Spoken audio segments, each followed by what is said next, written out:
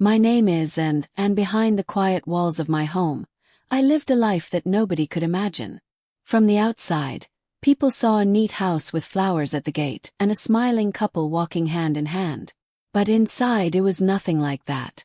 My husband, Daniel, wore a fine suit in public, but when the door closed, his eyes turned cold. That evening, I bent down to pick pieces of a broken plate from the kitchen floor, my hands trembling.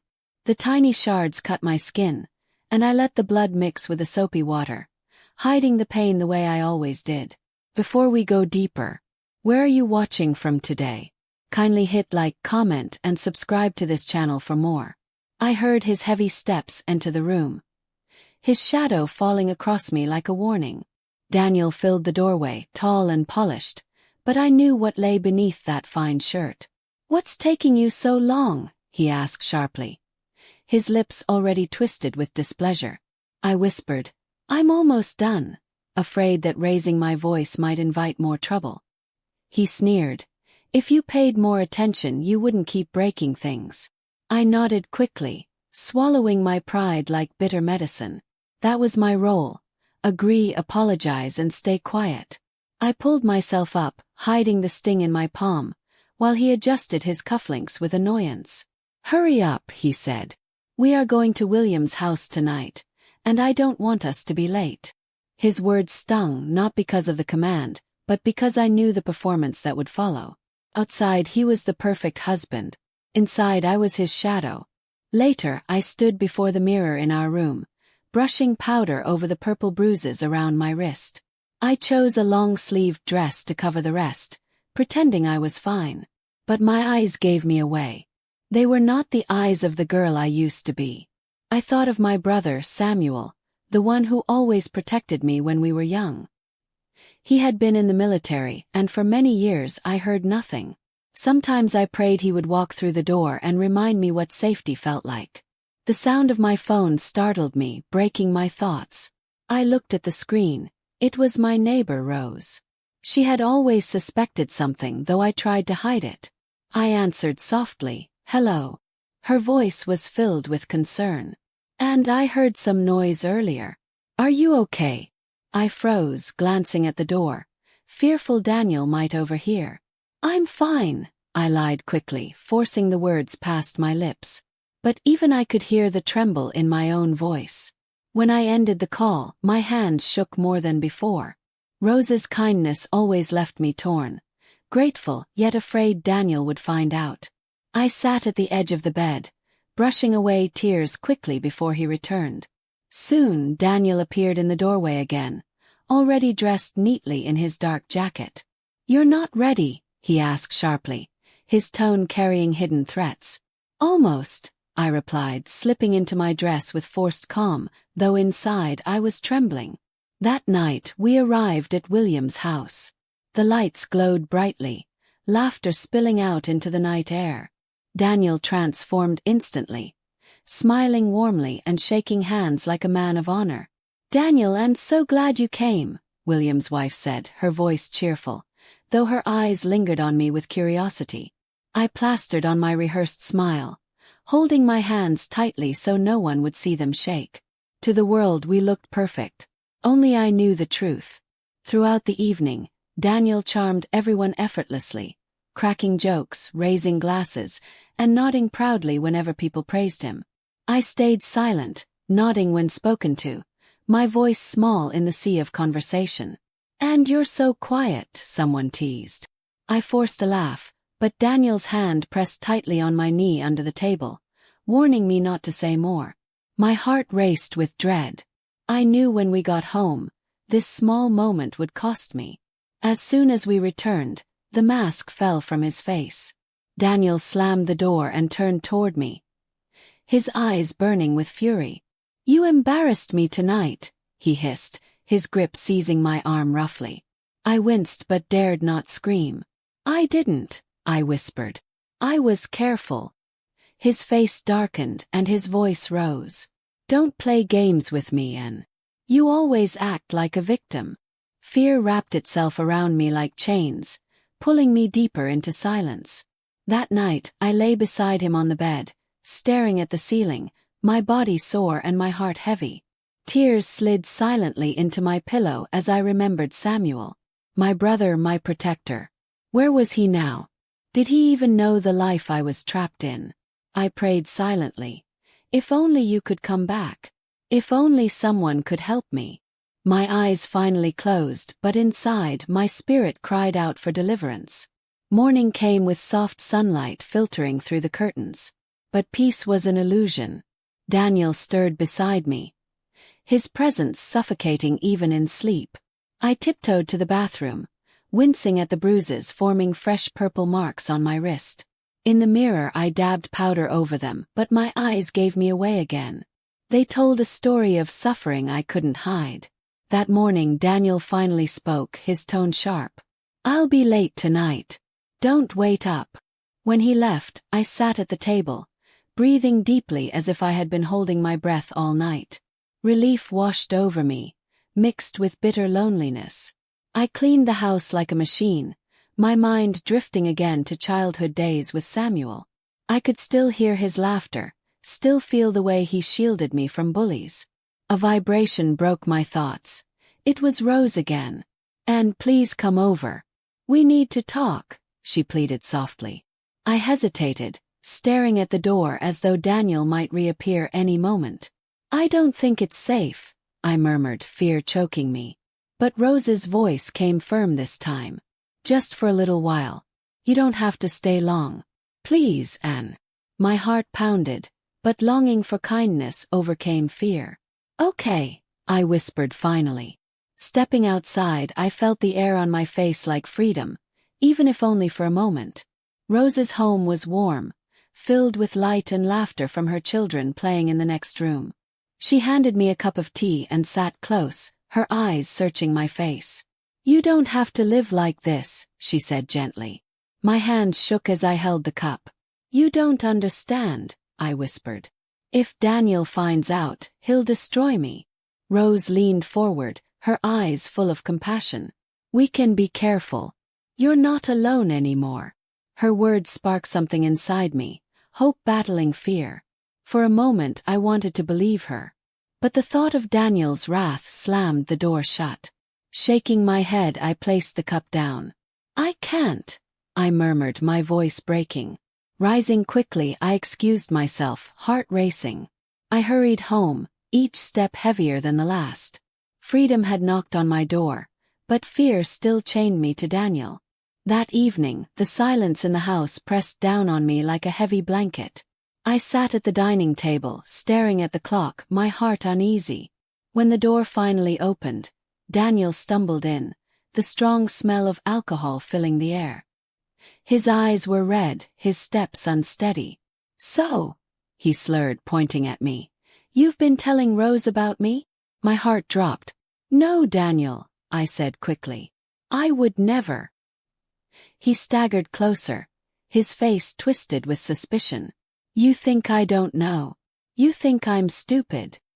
His hand slammed against the wall, making me flinch. "I swear, Daniel, I didn't say anything," I pleaded, my voice cracking. His breath was hot with liquor, his body towering over me like a storm. "You embarrassed me for the last time," he spat. Panic surged through me as his hands reached for my throat. I struggled, clawing at his grip as my vision blurred. My chest burned, desperate for air. A table toppled over, glass shattering loudly across the floor. For a moment, I thought the noise would wake the world, but the night stayed silent. He shoved me hard against the wall, his fist striking my side again and again. Pain shot through me like fire. My knees buckled, and my body crumpled to the floor, weak and helpless. The world dimmed into shadows, every sound fading into a muffled echo. I lay still, fighting to breathe, but darkness closed in quickly. Through the blur, I saw Daniel staring at me, his anger dissolving into sudden fear. "Anne, get up," he shouted, his hands shaking me, but I couldn't respond. His voice broke, panicked. For once, the powerful man was afraid. He pulled out his phone, fumbling as he called for help. Paramedics arrived swiftly, their voices sharp with urgency. Daniel played his part well, his words drenched in false sorrow. She fell, she hit her head. He lied smoothly, covering his crime with practiced ease. I was lifted onto a stretcher, my world sinking fully into blackness. Machines and voices surrounded me, but I heard nothing.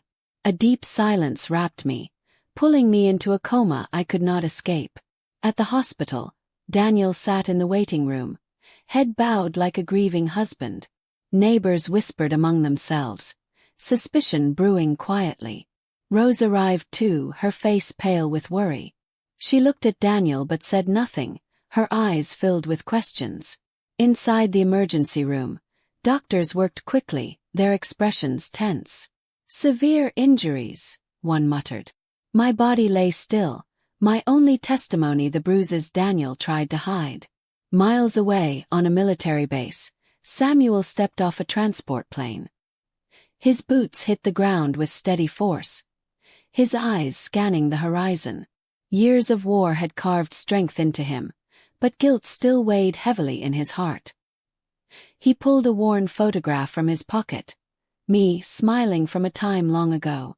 "Anne," he whispered, regret in his voice. "I should have come home sooner."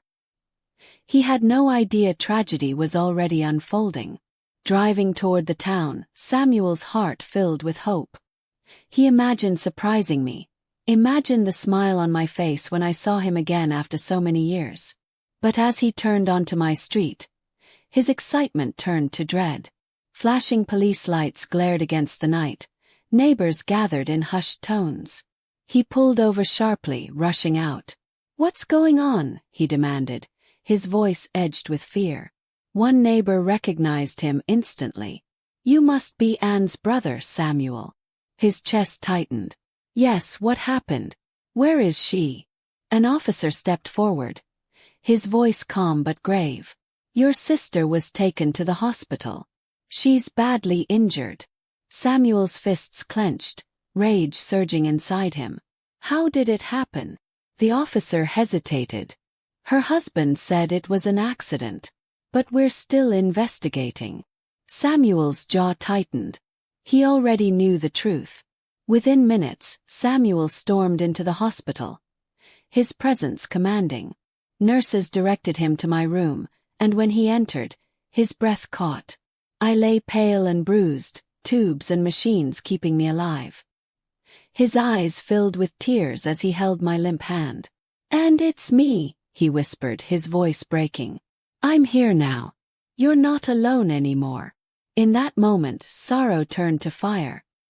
He swore quietly, "Daniel will pay for this."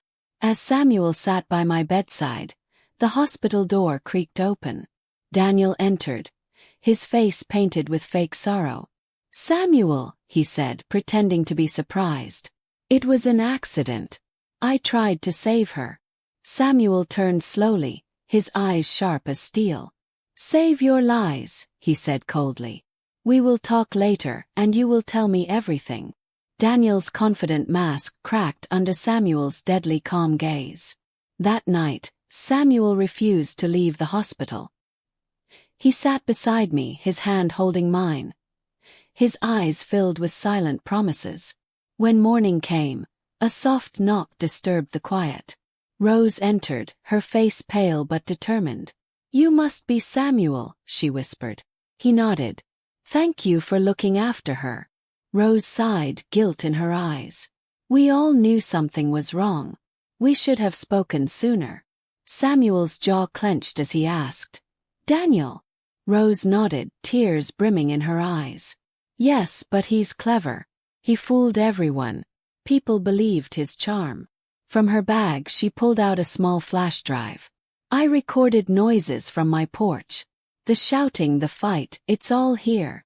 Samuel's eyes darkened as he gripped it tightly. "This ends now." Gratitude flickered in his voice, but beneath it, vengeance grew stronger. Later that afternoon, Samuel stormed into Daniel's office. Daniel rose quickly, forcing a smile. "Soldier boy," he sneered. "Do you think you can scare me?" Samuel stood tall, his voice low and firm. "You don't get to say her name again. I know what you are." Daniel smirked, leaning back. People trust me. They'll never believe you. Samuel dropped the flash drive on his desk. This will tell the truth. Daniel's eyes widened as he stared at the drive, his bravado slipping. What evidence? He muttered nervously. Samuel stepped closer, his presence overwhelming. The neighbors heard you. Rose recorded everything. You can't hide anymore. Daniel tried to laugh, but his voice shook. You're making a mistake. Samuel grabbed him by the collar, slamming him against the wall. No, Daniel, he hissed. The mistake was thinking you could hurt and without consequence. Daniel struggled, his face pale with fear. Wait, he gasped, trying to break free. Samuel's eyes burned with fury. You had your chance, he growled. My sister deserved better. With one powerful motion, he threw Daniel onto the floor.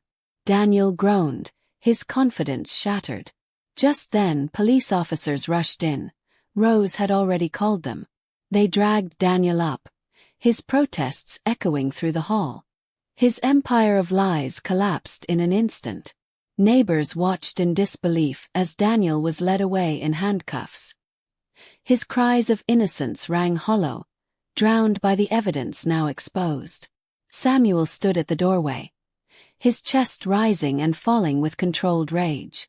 Rose appeared beside him, her voice soft. It's over. Samuel shook his head. Not yet. And still has to heal. His eyes returned to the hospital in the distance. That was where the real battle remained. Back in the hospital, Samuel sat again by my bed, his hand wrapped gently around mine. It's done, he whispered. He won't touch you again. For the first time my eyelids fluttered. Slowly I stirred, my body weak but alive. My lips parted with a faint whisper. Samuel! His heart leapt, tears rushing to his eyes. Yes, and it's me. You're safe now. Relief and sorrow filled the air at once. My voice was faint, trembling with fear. Daniel, he'll come back. Samuel shook his head firmly. No, and he's in police custody. Everyone knows the truth now. Rose helped, and justice is on your side. I closed my eyes, tears slipping down my cheeks. I didn't think you would ever return, I murmured weakly. Samuel's grip tightened. I should have come sooner, he admitted, guilt heavy in his tone. But I'm here now. I'll never leave you again. Over the next few days, news of Daniel's arrest spread quickly. The man once praised for his charm was now exposed as a monster. Neighbors came forward, some with apologies, others with shame for staying silent. Rose visited often, bringing food and comfort, her presence steady. Each day I fought through pain, learning to breathe again, learning to believe again. Samuel never left my side, his strength carrying me when mine failed. Together, we began to rise from the shadows. Each morning, sunlight poured gently through the hospital window, reminding me that a new life was possible. My body was weak, but with every passing day, I felt a little stronger. Samuel sat beside me, sometimes in silence, sometimes telling me stories to ease the pain. Rose often joined us, her laughter filling the room like fresh air. For the first time in years, I felt surrounded by care, not fear. Hope slowly took root again in my heart. One afternoon I whispered to Samuel, "What if Daniel finds a way out? What if he comes back?" Samuel leaned close, his voice steady and sure. "No, Owen. The law has him. The evidence is clear. He will never touch you again." His words wrapped around me like a shield. For the first time I believed him. My tears that day were not from fear, but from relief. A heavy burden had finally been lifted. Weeks passed, and I began therapy to rebuild my strength. Each session reminded me that healing was not just about the body but the mind too. Samuel walked me through the hospital garden one morning, my steps slow but determined. "You're doing well," he said proudly. I smiled faintly, holding his arm for balance. "I feel different," I told him softly. "Not broken, not lost, just free." His eyes shone with pride, and I knew he believed in me. When I finally returned home, it no longer felt like a prison. Rose stood at my side as neighbors welcomed me with open arms. Their silence had once trapped me, but now their voices carried support.